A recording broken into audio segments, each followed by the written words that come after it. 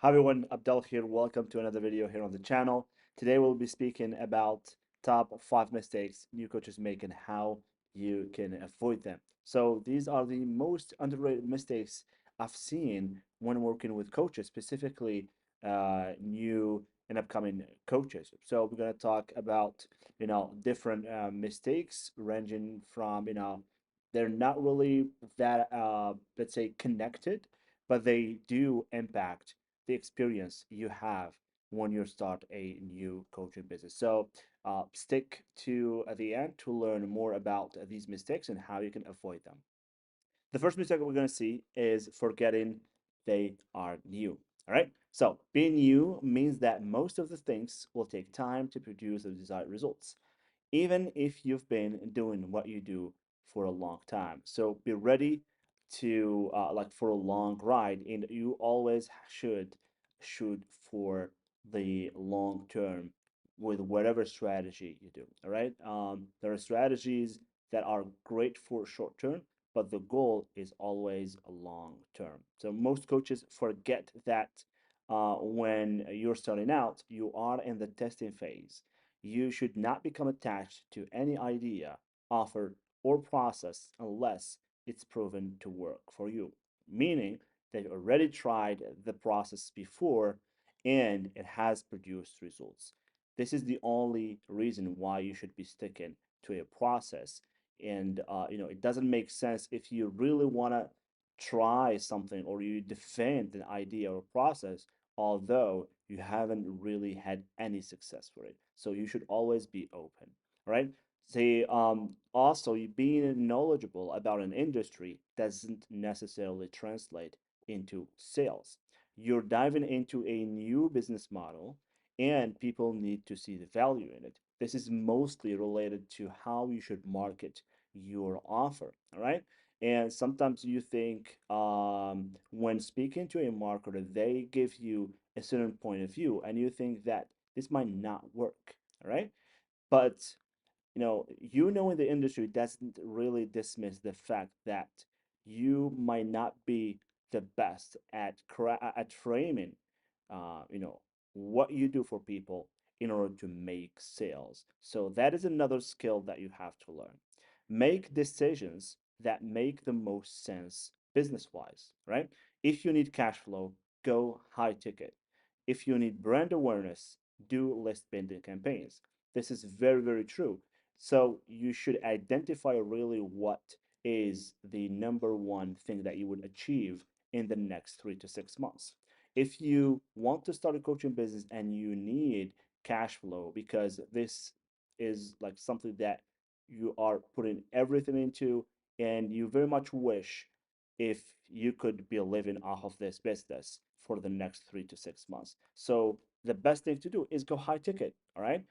This is like the best strategy you could do because having 2 to 3 clients is enough for you to basically have this kind of business. All right. Like, rely solely on this business. And but if you're more comfortable and you have time and you want to build something that is sustainable in the future and you're not rushing to gain to live off this business right now, you should do list building campaigns, right? You should do brand awareness campaigns where you give free stuff to people, build your email list, do brand awareness campaign where you do ads and videos, you publish content on a consistent basis so that you build an audience and then you start promoting your stuff.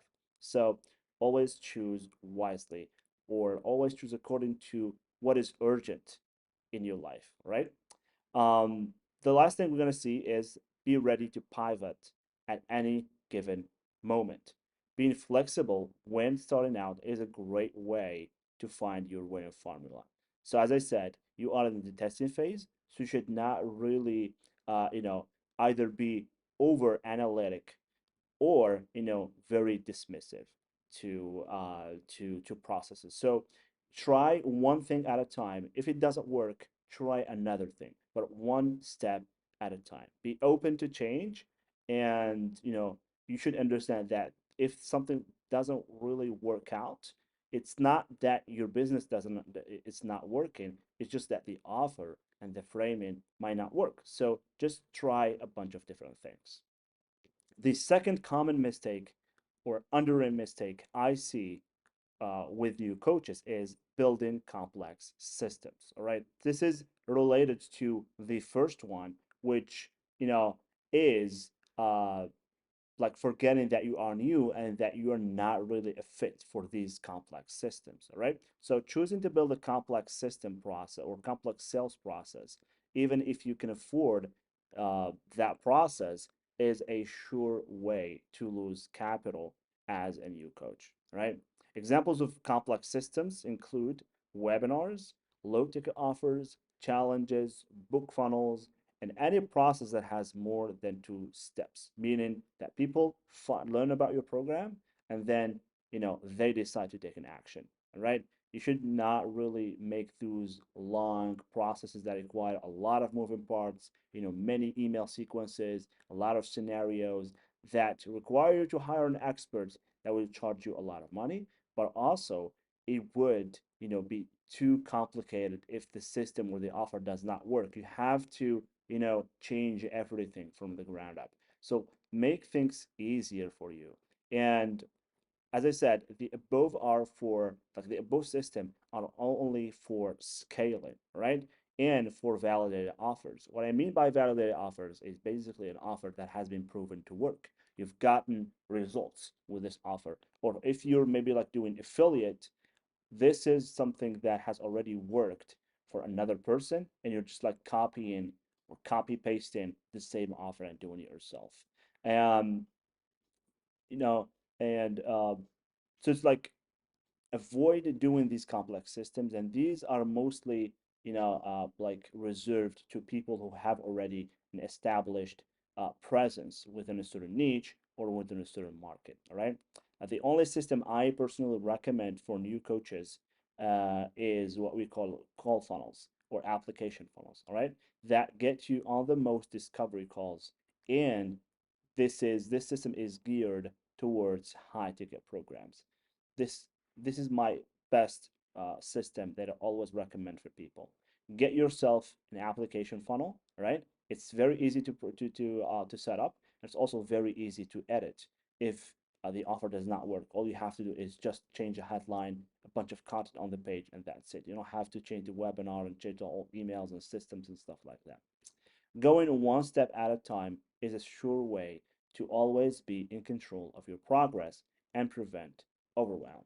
So, imagine you're just starting out and you're building this whole complex system that you are not really sure how to properly manage. All right, at least when you have like a really simple system, you understand how it works, and then once you have good results from there, you want to try a bunch of different things, but you also want to hire an expert to do it, but you also understand how it works. All right, it's not like completely new stuff to you. Complex funnels make it very difficult to pivot when testing, right? You have to recreate the whole system from scratch, as I said, which is horrible for new business. The third common and underrated mistake I see a lot of new coaches do, which is dismissing outreach, all right? This is one of the most common mistakes new coaches find themselves making, and that is going straight to paid ads. So no matter the niche, no matter the coach, they always think, let's do paid ads, which is, understandable. It's very easy to set up, gives you instant traffic, and you don't have to do a lot of work. All right. So paid ads are a great way to test your offer, but it should not be the only way to do it.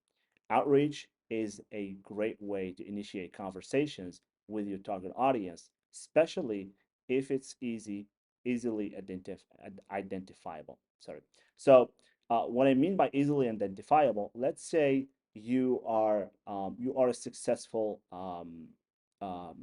coach, fitness coach. All right.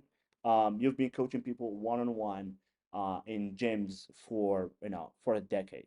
All right. And now what you want to do is you want to coach other fitness coaches on how to start in fitness coaching, how to have the best results, how to build a reputation. So this is easier for you to just go on Instagram and type fitness coach, and you have a bunch of people who do this kind of work, right? So why pay for ads when you have this free information. You can pay someone maybe like 15 or 20 bucks to give you a whole list of these kind of people, and you just have to go through each one of them and send them an individual message, right? Or you can even automate this. There are many, many tools that are cheaper than only ads that you can do and automate at least your first message, and then whoever gets or give you a response, you follow up with them. So it's like, a great way if your audience is easily identifiable. Even though some difficult audiences, can be used in an outreach campaign. All right. Also, outreach is free and puts you instantly into the process of promoting your business in front of your ideal client. So, it gives you that sense of already having a business and that you're already doing marketing and that you are getting progress, although you might not have any response at first, but you're just getting practice, right? So it gives you the sense of having conversations with people. Some people might, respond to you and you start asking them questions, and you might also end up on a call with someone. So how like how is this not beneficial to your own experience and to your business? Some people reply or are more receptive to conversations than ads, depending on your niche. So this is a great way that I recommend you should try in your business, right? As I said, some niches might work best using outreach when the audience is more receptive towards having a real conversation. And outreach, if you're doing B2B coaching, which means that you're coaching teams, you're coaching companies, you're coaching specific people who have like specific titles. Like it is also great for B2B coaching. This can be done through messaging. This can be done also through email, cold email. All right. I've set this up for many of my clients and it works like a charm.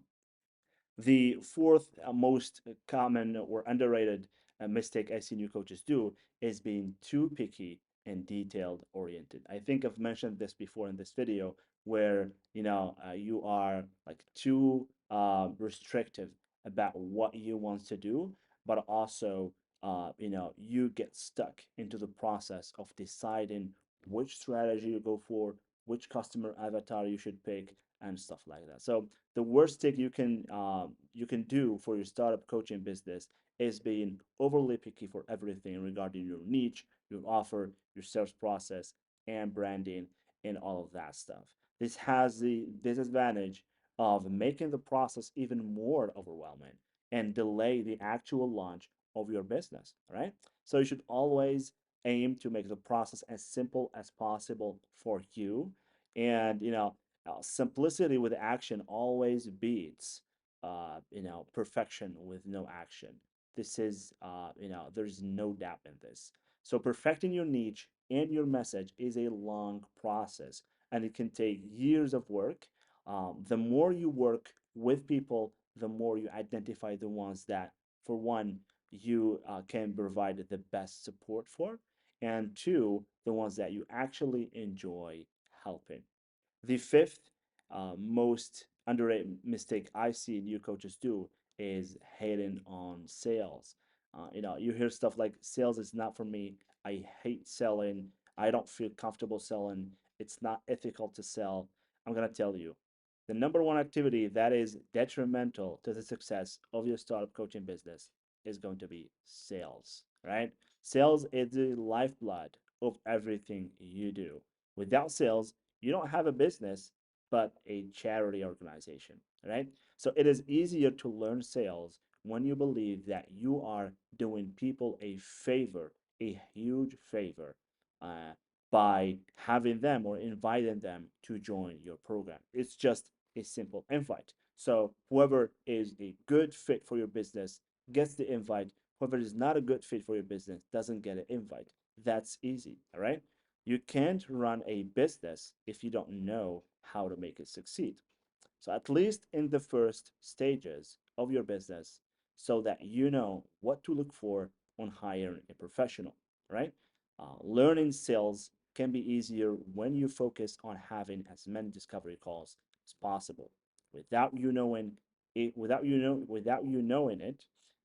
you find yourself learning a lot by presenting your program. So this is why I say the easiest way to start a business, to start your coaching business, is through using a process that lands you on more coaching calls or more discovery calls. All right. So it's like, you know, the your top priority is to land on more calls than as many calls as possible, right? Because that will teach you a lot about your ideal client.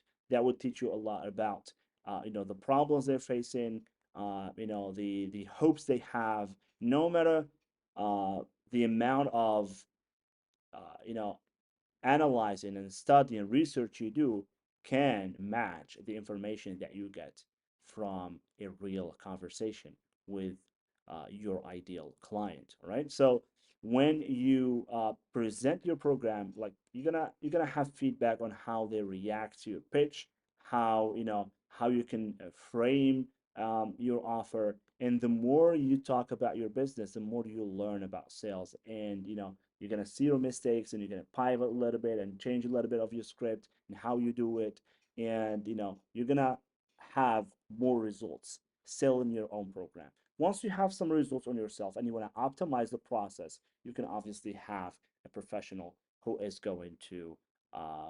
who is going to obviously take things one step further and help you close more leads. But at least you know how it works, and you know what to look for on a salesperson who is going to take that role for you. So yeah, I mean, those were the five most underrated mistakes I've seen when working with new coaches, and what to do in order to avoid them. I hope you guys found this video helpful. If you have any questions about any of the stuff I mentioned in this video, please leave them down in the comments. If you want me to help you start your coaching business and give you absolutely everything you need from scratch up until providing all of the support up until you have your first clients, book a call with me down below, and I'll be happy to talk to you and see if we can work together. All right. So thank you guys for watching. Don't forget to like the video, subscribe, and share it with anyone you think might find it helpful. And thanks again for watching, and catch you guys on the next one. Bye bye.